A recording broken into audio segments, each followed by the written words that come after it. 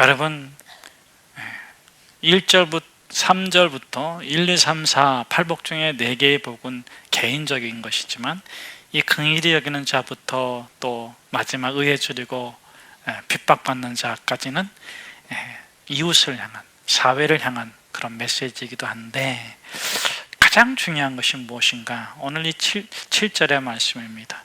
긍휼히 여기는 자는 복이 있다. 거꾸로죠. 복이 있다. 구원받은 자여, 당신은 이제 누구든지 어떤 상황이든지 너 자신의 삶이든 이웃의 삶이든 긍휼히 여길 수 있는 그런 사람이 되었는데, 그렇게 너가 너 자신이든 너의 이웃이든 누구든 긍휼히 여기면 하늘 아버지께서 너를 또다시 긍휼히 여겨 주실 것이다 하는 것입니다. 자, 그러면 이렇게 우리의 아이 안에 있는 상처받고 거절감 가운데 있고, 그래서 세상을 색안경 끼고 보고 있고, 자기 삶을 사랑하지 못하고 미워하고, 자기를 사랑하지 못하기 때문에 세상을 사랑하지 못하고 증오하고 분노하고 좌절하고 하여튼 불안해하고 두려워하고, 그런 그 내면의 아이가, 성숙되지 못한 아이가 순수 아이로 바뀌기 위해서는 긍휼함을 입으면 돼요. 자, 그런데 이 긍휼함을 입지 못하게 하는 것이 무엇인가 하는 것이 중요합니다. 여러분, 우리가 긍휼히 여긴다, 이것은 이제 헬라 말로다는 두 단어로 설명할 수 있는데, 성경에 가장 많이 쓰여져 있는 헤세드, 무조건적인 사랑, 신적인 사랑의 의미이고, 두 번째로는 락햄 이렇게 하는데, 내장의 사랑 또는 자궁의 사랑으로 불리는 그 의미가 바로 이 긍휼입니다.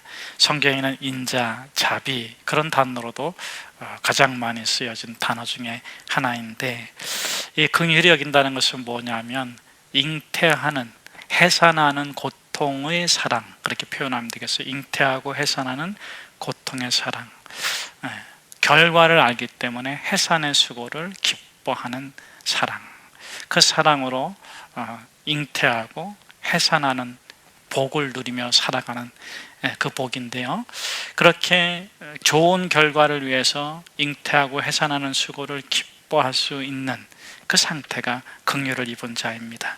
긍휼을 품은 자입니다. 긍휼의 열매를 바라는 자이기도 합니다. 이렇게 좋은 긍휼, 이 참 긍휼, 죄되고 꺾어지고 부서지고 아프고 고통스러운 것을 거룩하고 아름답고 참된 삶으로 바꿔주는 이 긍휼의 삶을 살지 못하게 하는 가장 큰 적이 뭔가? 그게 뭐냐면 안타깝게도 추함이 아닙니다. 불의가 아닙니다. 못됨이 아닙니다. 의로움입니다. 어디 안에 있는 의? 내 안에 있는 의, 우리 안에 있는 의로움입니다. 누가복음 10장 22절에 보면 이런 말이 있습니다. 그 청년이 자기를 의롭게 보이려고 예수님께 묻습니다. 내 이웃이 누구입니까? 한 청년이 예수님께 왔습니다. 이렇게 묻습니다. 어떻게 해야지 영생을 얻겠습니까? 하나님을 사랑하고 너 이웃을 너 몸처럼 사랑해라. 그랬을 적에 이 청년이 22절이죠. 이렇게 묻는다. 내 이웃이 누구입니까? 라고 묻는데 어떻게 보이려고? 자기 자신을 의롭게 보이려고. 그러자 예수님께서 선한 사마리아인의 비유를 말씀해 주십니다. 한 사람이 예루살렘에서 여리고로 내려가다가 강도를 만났다. 강도들이 때리고 지지고 볶고 다 베끼고 거반 죽게 된 것을 버리고 갔다. 제사장이 지나가다가 보고 어떻게 했습니까? 왜 그랬을까요? 무엇 때문입니까? 그냥 지나갔다. 다음에는 레위인이, 율법학자가 보고 어떻게 했습니까? 왜 그렇습니까? 무엇 때문입니까? 그냥 지나갔다. 그런데 사마리아인이 그 강도 만난 자를 보고 어떻게 했다? 무엇을 했다? 왜 그랬을까요? 자기가 타는 동물에서 내려가지고 기름과 포도주를 가지고 가서 그 깨어지고 찢겨진 데를 싸매주고 붕대로 감고 자기 짐승에 태우고 여관에 가서 그 여관 주인에게 정중하게 부탁하고 2데나리온을 주고 값을 지불하고 내가 부비가 더 들면 더 드릴 테니 이 사람을 잘 돌봐주십시오. 내가 돌아올 때 꼭 보겠습니다.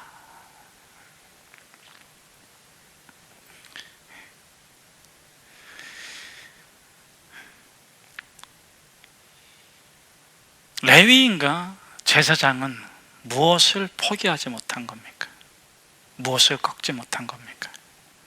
자기의 옳음을 꺾지 못한 거예요.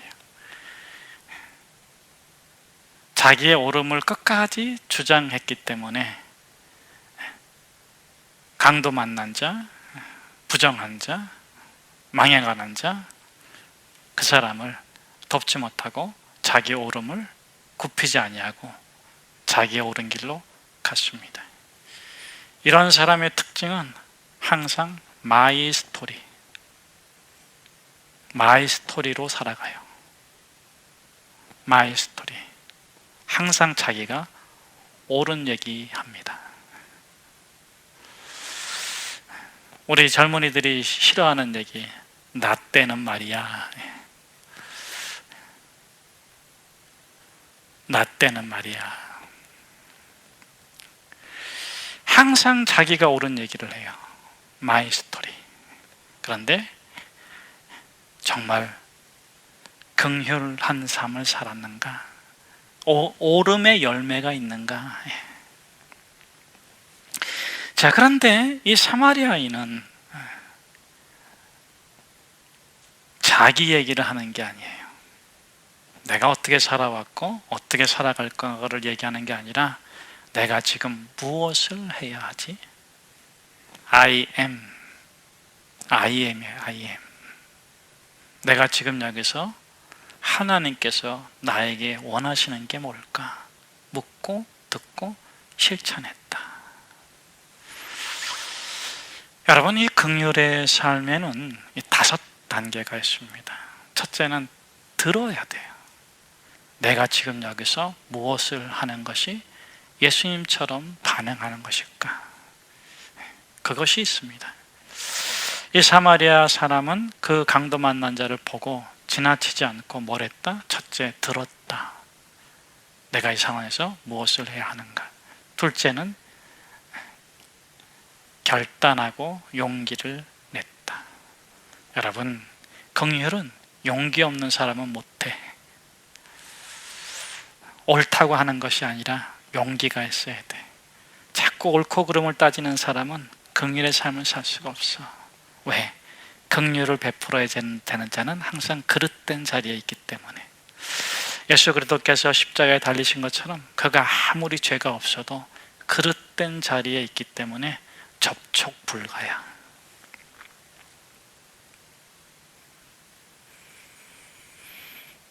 그래서 자기 자신에게도 긍휼을 베풀지 못해요.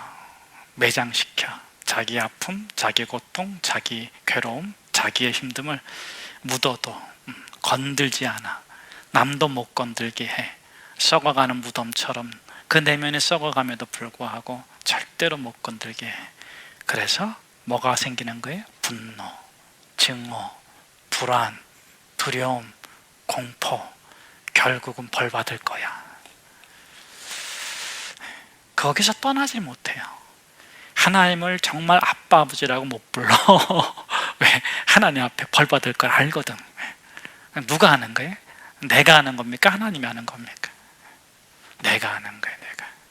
하나님은 벌 주지 않으세요. 하나님 당신 벌 주지 않아.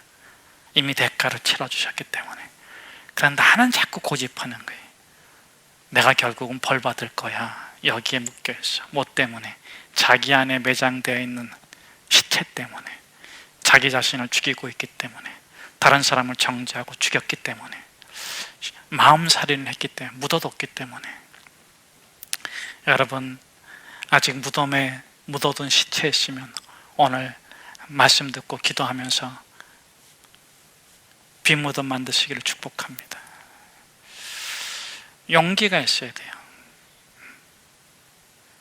그 다음에 무엇이 필요합니까? 수고와 희생. 마지막 단계는 돌아봄. 내가 올 적에 부비가 더 들면 더 드리겠습니다. 버리지 않았어요. 그냥 행위로 끝내지 않았어요. 품고 기억하고 기도하고 돌아보는 것이 이 긍휼입니다.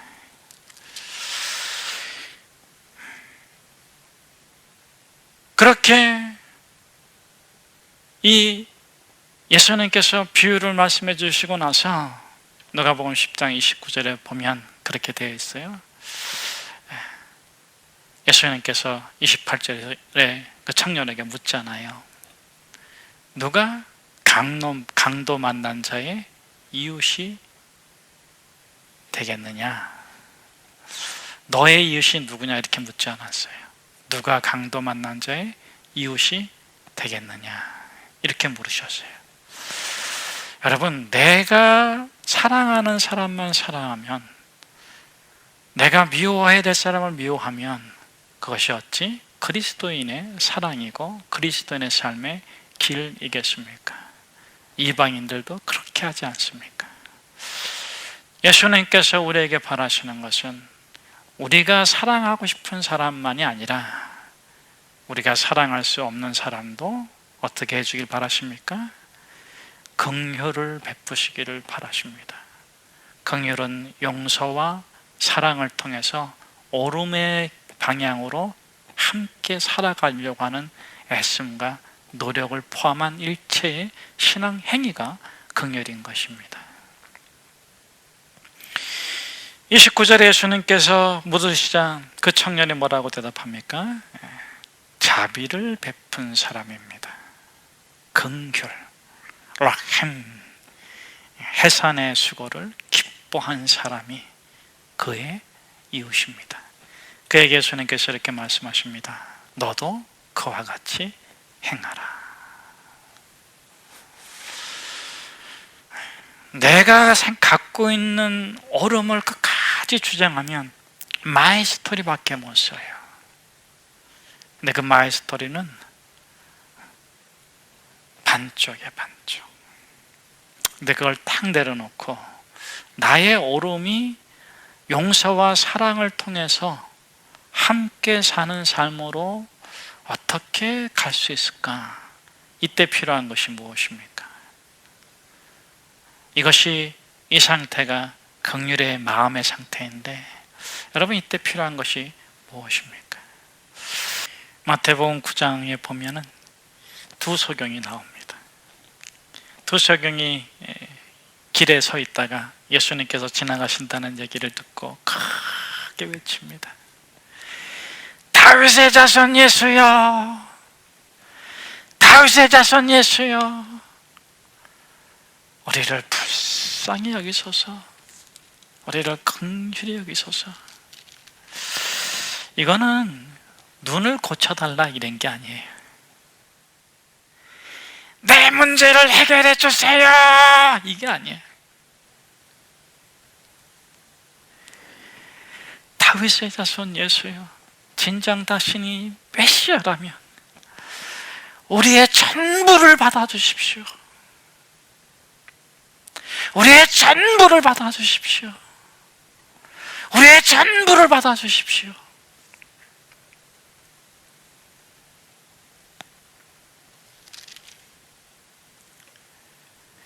근데 예수님께서 그들의 그 외침을 갖다가 들은 둥 마는 둥 길을 계속 가시다가 집에 들어갑니다. 그런데 그 집까지 따라와. 그 집까지 따라와 가지고 고쳐달라고 하니까 예수님께서 이렇게 맹인들에게 물어요. 내가 이 일을 능히 할 줄을 너희가 믿냐? 했더니 네, 믿습니다. 그때 예수님께서 그 눈을 만지시면서 너의 믿음대로 될지어다 하니까 눈이 밝아져서 보게 되었다. 그런데 여러분, 우리 다시 돌아갑시다. 외침으로 다시 돌아가 봅시다.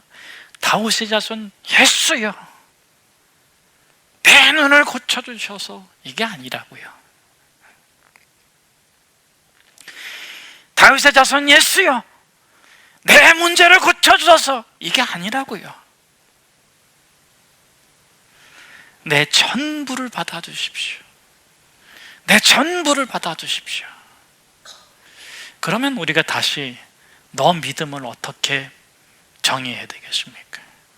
너 눈을 고칠 것을 믿느냐 이게 아니고 너 인생 전체가 달라질 것을 너가 믿느냐. 너 인생 전부가 다르게 사라져야 한다는 것을, 그리고 너가 그렇게 살 수 있다는 것을 너가 믿느냐. 믿음이 뭡니까? 예수님께서 눈을 고쳐주시고서 어떻게 살기를 바라시는 거예요? 너가 맹인이었던 것을 묻어버려라?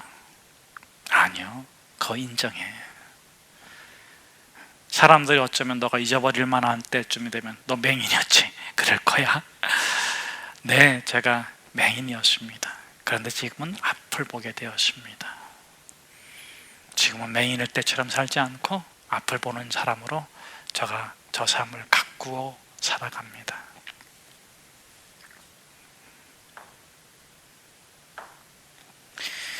마태복음 15장에 보면은 예수님께서 두루와 시돈 지방에 갔을 적에 가나안 여인이 와가지고 간절히 예수님께 부르짖는 내용이 나옵니다.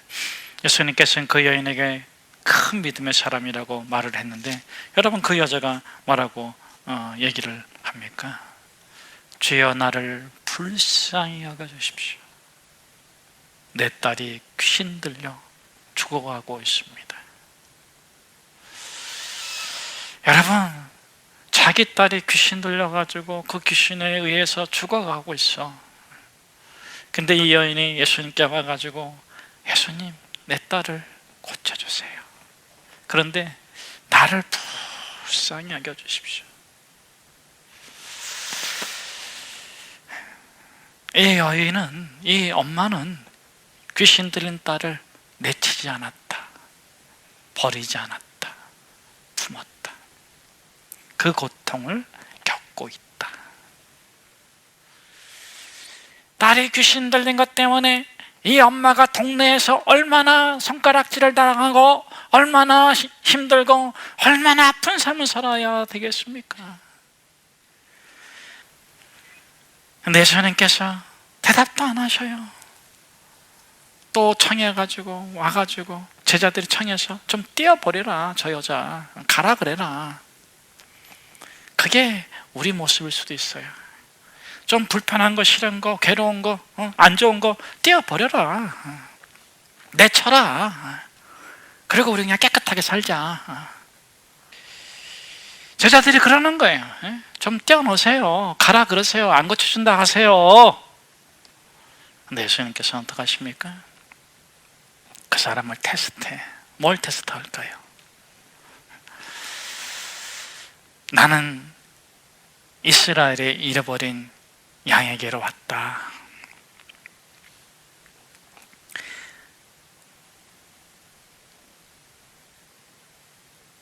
다른 데로 보내심을 받지 아니하였다. 그렇게 얘기를 합니다. 그래서 이제 거절의 표시를 했는데 그 여인이 예수님 앞에 딱 가서 무릎을 딱 꿇고 절하면서 자기의 머리를 땅바닥에 딱 대면서 이렇게 말해요. 도와주세요. 도와주세요. 도와주세요. 도와주세요. 여러분, 지금 이 여인이 자기 자신을 도와달라는 겁니까?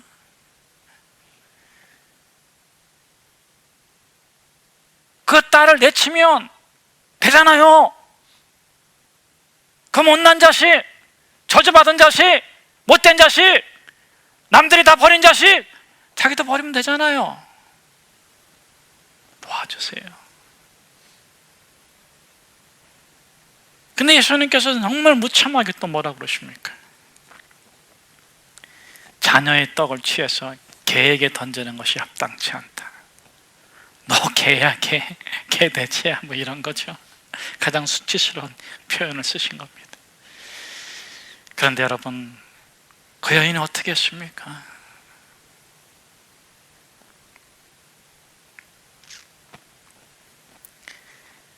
맞습니다. 그런데 걔도 주인의 상에 떨어진 부스러기를 먹도이다. 도와주십시오. 우리 딸 고쳐주십시오. 그때 예수님께서 그 여인의 믿음이 크다 하시고 그 딸을 고쳐주십니다. 여러분, 예수님께서 왜 이렇게 긍휼을 베푸실 때 믿음을 찾으시는가 하는 거예요.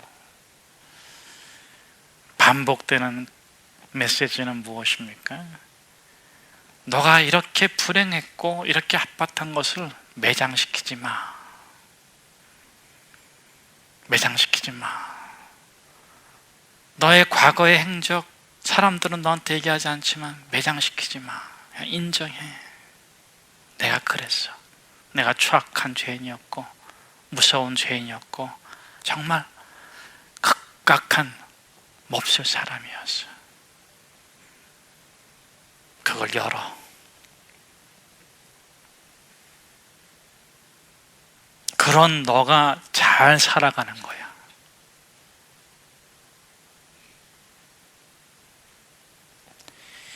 그랬던 너가 잘 살아가는 거야. 그렇게 아꼈던 너가 선함을 나타내며 살아가는 거야. 그렇게 추악했던 너가 존귀함을 나타내며 살아가는 거야. 그리고 혹 10년이 지났는데 20년이 지났는데 찔러 사다마이아 찌르면 허허 웃으면서 저가 맞습니다. 그때의 저가 맞습니다. 그러나 I am, 지금의 나는 이렇게 살기를 원하고 이런 가치를 추구하고 있습니다. 여러분, 왜 예수님께서 믿음을 찾으십니까? 너의 딸이 귀신이 들렸다가 맑은 정신이 되었다고 해서 이런저런 고생이 없겠느냐, 이런저런 아픔이 없겠느냐, 남은 너의 삶 가운데 환난과 풍파가 또 있지 아니하겠느냐. 그 모든 것을 품고 지금 여기서 만나신 예수 그리스도께서 살아계시니 매장이 아니라 내 삶을 파종한다. 이 치유의 사건으로, 이 기적의 사건으로 파종한다. 나음의 사건을 통해서 믿음의 사람으로 거듭나고 그 믿음으로 심고 가꾸고 열매 맺는 삶을 기대하면서 가꾸는 과정 속에 수고와 헌신과 애씀을 헛되이 여기지 아니하고 즐거워하고 수확의 기쁨을 기다리며 지나간 날의 고생과 아픔과 수고를 감격해하는, 감사해야 하는 믿음. 너 아픔을 예수님이 준 거 믿어? 아멘. 그 아픔을 예수님이 치료해 줄 걸 믿어? 아멘. 그 과정을 통해서 너가 믿음의 열매, 좋은 열매를 맺게 하실 것을 믿어? 아멘. 이게 믿음이요. 매장시키지 마세요. 여러분의 아픔도 매장시키지 말고 그걸 심어. 주신 분도 하나님이시고 나에게 가꾸라고 하신 분도 하나님이시고 그것을 통해서 하늘의 좋은 것을 거두게 하신 분도 하나님이시니 항상 기뻐하고 범사에 감사하고 모든 것에 기도와 찬양으로 살아가시는 저와 여러분 되기를 축복합니다.